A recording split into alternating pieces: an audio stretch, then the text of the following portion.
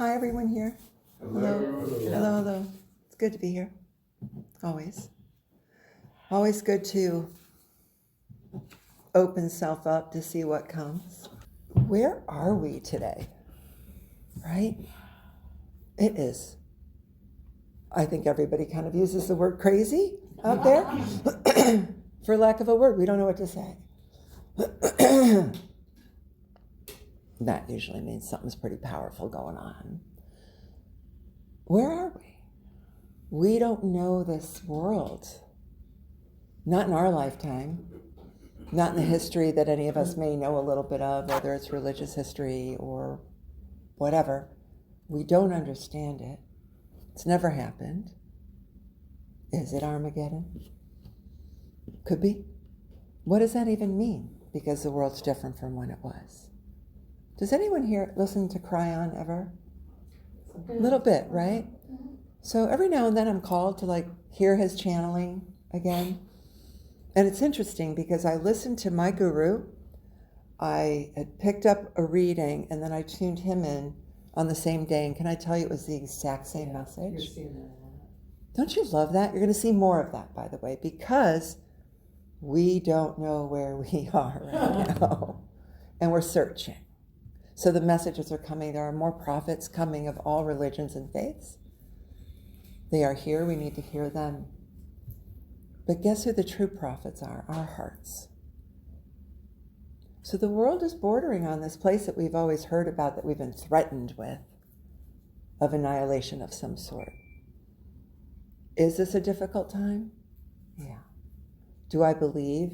Have I heard that that's what's going to be, that it's going to be the end all? Could have been, but it won't be. Do you know why it won't be? Because of us. You get the A star today. Because of us. There has been enough consciousness, enough people, enough of those beautiful new children that we don't know who they are either. Right? All these kids being born, they're so outside of our realm. Because there's been enough of that, it's not going to happen. But like with any karma change, like the world has a karma, countries have a karma, we individually have a karma. What is that? It's a soul genetic.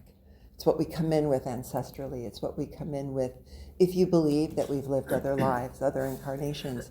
What's unfinished? That somehow our soul decides this incarnation it's going to tackle these things in some kind of symphony with the good and the struggle. Well, apparently the earth plane has that too. So when we are clearing unfinished business, when we are clearing karma, we don't always get to sidestep the whole thing. It's minimized. And it feels like that's what's going to happen here. So I'm being told to give an example. Would that help? Okay. So many years ago, I'm in India. And some siddha, we were allowed to have time with a siddha. A siddha is an enlightened being, like a yogi. Sometimes they're Hasidic, sometimes not. Then you get to sit in a room and it's like an insane experience, if I might say. And in this case, it really wasn't even a room. There were cows everywhere. And it was just amazing. And he was old, just like you would expect him to look, with the beard. And, does he look like Jesus? Does he look like Moses? But does he look like this old Hindu yogi guy all at once? Yes. And for me, he had said that, well, actually, that's a longer story. Am I losing me? Does this help? Yeah, you're... Okay. Because I'm talking around, right? So my story is too long. I'm going to give you the shorter story. My cousin, she'll allow me to tell the story.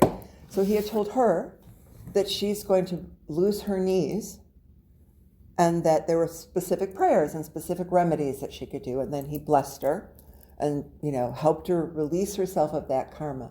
She leaves there. We get on a bus. She falls down the steps of the bus and hurts her knees. Both of them. And our guru turned around and looked at her and goes, now you don't have to break them. Minimized. Yeah. You see? Is that a good example? I like that one better than mine. Mine's too intricate, too many layers. And to this day, every time she bumps against herself, I'm like, remember your knees? Because the whole bus saw that we had witnesses. This is what we're talking about. This is where we are. So is there going to be pain and hurt? Like, she was hurting for a couple days. She like bam, bam on the bus steps. But they didn't break. She didn't lose her knees. You see. So we are in a difficult time. Minimized because of us. Why is that important? Because we don't get enough credit, number one. But also, we don't often realize that seeking our own truth, that seeking our own breath in our heart, that choosing more compassion for self first, hopefully, and other, that it actually makes a difference on a scale that we cannot see. And today's message is that for you. I don't know who that is, but it's a she. Wants you to know that it matters. That all of your caring, all of the years, for anybody listening, we don't have to see it to trust it, because love is source. Love is God. Love is creator. Love is mother, father of the universe, of all creation. It is what strings are made of. It is what matter is made of. It is what we are made of. We have lived what the Hindus call the Kali Yuga. If anybody's familiar with that, it is the Yuga of suffering. It is the era of suffering. Thousands and thousands and thousands of years of suffering. Man has been killing man. Human has been killing human since the beginning of time. For anything. Land, oil. You shouldn't pray to your God that way. We'll annihilate you. And it's really stupid. So stupid. But we think it's real. We are entering the next yuga, the Sati Yuga. We are entering the Yuga of heart, which is why we need these little kids running around saying, I want 2 months off a year and I need a promotion. I've been here a month. And they get it. And then we go like, oh, you shouldn't ask. Don't ask. And I have to be so careful, and I encourage all of you to do the same. Let's not put our stuff on them. Yeah. Let them ask. Oh, they're so spoiled. No! We're the dumb ones. They're the smart ones. Can you believe she wants another promotion and she thinks she should go to Europe for the summer? Meanwhile, hey, I'm working from here for 2 months and laying on the beach. We're the dumb ones. We paved the way. We took the hard hits for our children and our children's children and our children's children. Always remember that. As long as you stay on the path of love, we took the hard hits. And they get to ask for whatever they want, and they get to manifest it like that. Because why? We did the heavy lifting. The explosion that created the expansion. I'm going to mess with you all day. But it was. Like, how many times did we have inner explosions in order to have an expansion, right? So, as we make change personally and globally, as we look at this world we don't understand and we cower, yes, there is destruction. Is there going to be more? Yeah. Are we in charge of that? No. What we are in charge of are our thoughts, our hearts, because it matters. It matters. And today you were given that message. We were all given that message. Because we don't always see it. And I don't know about any of you, but often I've given love in the world and it's felt like it's been slapped. I can't imagine it's only been me. Because we're in this heavier vibrational yuga, right? This era of the lower vibration. So there's this constant battle. We go higher, we try to, the darkness, if you will, doesn't like that. So it tries to put the light out. It may snuff us out for a second, but we come back on, right? And every time we do that is what makes that change. Now here's the fun stuff. Does anyone play with physics, string theory, particle theory? and not get a headache. So 3 Nobel Prize winners this year, they were tied. Anybody read about this? There were 3 Nobel Prize winners for science instead of 1 because they all made the same discovery within almost the same amount of time. You guys know what that is? The world does not exist. The world doesn't exist. Now it gets trippy, right? We're sitting here telling you there's like Armageddon, and then there's Gospels, and then there's, the Bhagavad Gita, and then there's, the Law of Moses, and there's, all of history. Like, yeah, it doesn't exist. We created it. It's where you get the headache. Nothing exists unless we think it does. All right, so we have a mass collective either psychosis or we have a mass collective experience. We have a mass collective experience. When I play in the world of a particle doesn't exist till I look at it, then I call it a particle, now it's a particle. When I look at that world, and I think, Star Trek and all the future stuff that I used to love and still do, I find that if I let my being trust it, it makes more sense than if I try to wrap around space-time continuum stuff, right? So what does that mean? Can I simplify it for you? It means Ho'oponopono. It means that if I send you love, love exists. If I think you're a badass, you're a badass. If I think you're a loving badass, you're a loving badass, because then I am. But if I think you're a mean badass, my interaction with you isn't going to be so pleasant. It boils down to the simplest spiritual precepts of all time that all indigenous beings, first, with all the mythology and all the legend and all the story, comes down to. You are behaving this way because that lives in me somehow. We don't really like that responsibility, but we're coming back full circle to that, right? We blamed an external God for being punishing because then we didn't have to be responsible for our thoughts and feelings. And that God, Source, has been very kind with us, very compassionate, very patient with us. It's like, okay, my children, you'll get there in about 100,000 years, but I'll wait. And here we are, full circle to bringing forward again those old precepts. What I think in here exists out there. Now it's a Nobel Prize.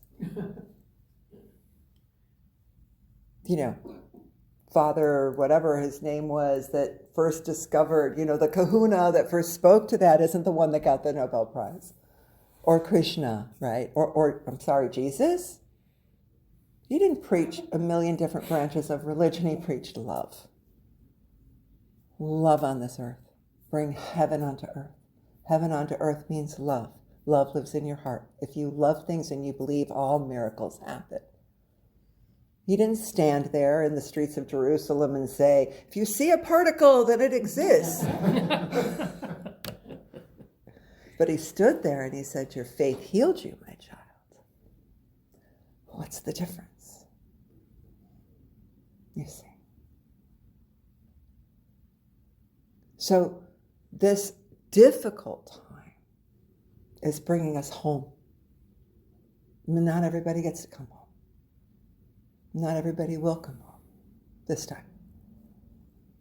That's not our decision. Our decision is to really hold what faith means to us.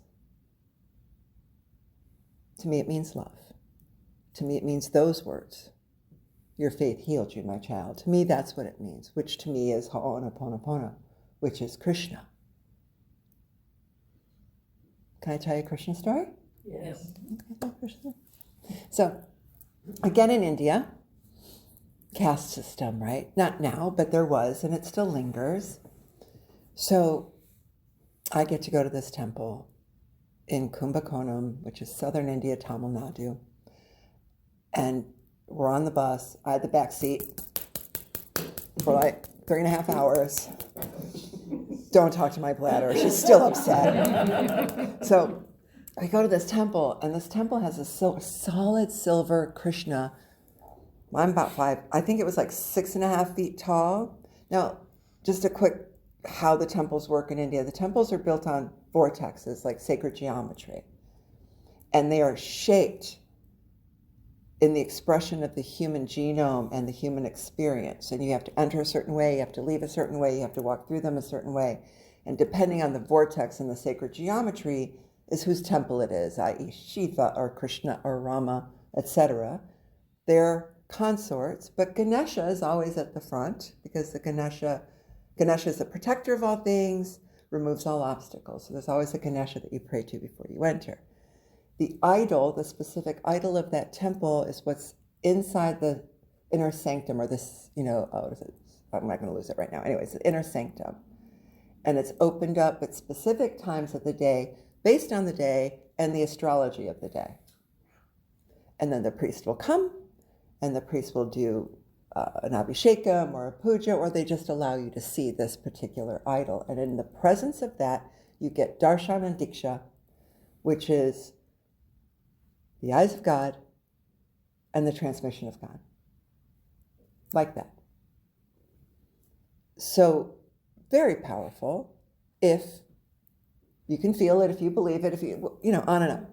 So that particular Krishna, that particular place is a very strong Krishna. Now, Krishna loves joy, loves love, is playful, and a very strong creator of manifest, of anything that we need. But back in the day when that was first built, there was caste system, and only certain people were allowed to come in and experience that transmission from that unbelievable thing. And there was this man, a low caste man, who loved him, just loved Krishna. Every day would come to the temple and beg the priest, I want to see him, I want to see him, I want to see him. Nope, you can go behind the walls in the temple. So you'd go to the back of the big stone walls where Krishna was, but he couldn't see him. He was all the way in the back. Every morning for years, Krishna, Krishna, Hare Krishna. Singing, crying, I love you, my Lord, I love you, my Lord, I love you, my Lord, I love you, my Lord. One priest took pity on him, let him kind of inside, so he could see the back of Krishna through these barred windows. And he's sitting there weeping and crying, I just want to see you, I love you so much, I just want to see you, I want to see you. That statue turned. And to this day, hasn't turned back. So if you're going to go past that Krishna and see him, you don't get to see him in the big sanctorum, the little window. That statue turned because all he wanted to do was see him. You see what happened there? I think it weighs like thousands of pounds. So, hey. He didn't think it was going to turn. He wasn't saying, turn, statue, turn. He was loving. It was the love energy. It was really beautiful, by the way. And you couldn't really look in like this. But this is who we are if we remember. So today is about coming back home. Our expansion is what? What is spirit expansion? So we've had growth. We've had evolution. And now the words that are being thrown around are expansion. Our spirit expanding is just that. It's the letting go. It doesn't matter. It's done. It's gone. When we hold it, we bring it present because nothing exists unless we attend to it, remember? So, look, I'm a psychologist too, and I do a lot of trauma work, so it's not like I'm saying it's not real, but today I'm saying it's not real, okay? Just play with me. As long as we believe it exists, it does. Now, it does require a certain level of consciousness to get there, right? To be able to, and that's what expanding is about. Expanding is about reaching and reaching and reaching bigger so that nothing back here comes. It doesn't exist because I'm choosing love and I'm choosing the greater galaxies, if you will. And as we expand, the world expands with us. And that's why Armageddon isn't happening. So yes, is it us? Of course. What we're doing is we're letting go, we're letting go, we're letting go. We're choosing love, and we're pushing everything out, deeper and out. So as we do that, we know quicker, we believe stronger, we don't have to question what is, what is, what is. And that's what we're being asked today, to come to a place of just having enough faith that heaven on earth means heaven in our own hearts, which pushes the expansion to that anyway. We don't have to try anymore if we choose. And that feels good, right? That feels good. I feel finished. Yeah? So may we all hold the change in our vibrations, all of us, that occurred here today. May we allow that to continue to grow. May we always trust who we are, not just our name of who we are, what we've done as humans, but who we really are. And if we can just trust that, nothing matters, you know? And so it is. So it is. Okay.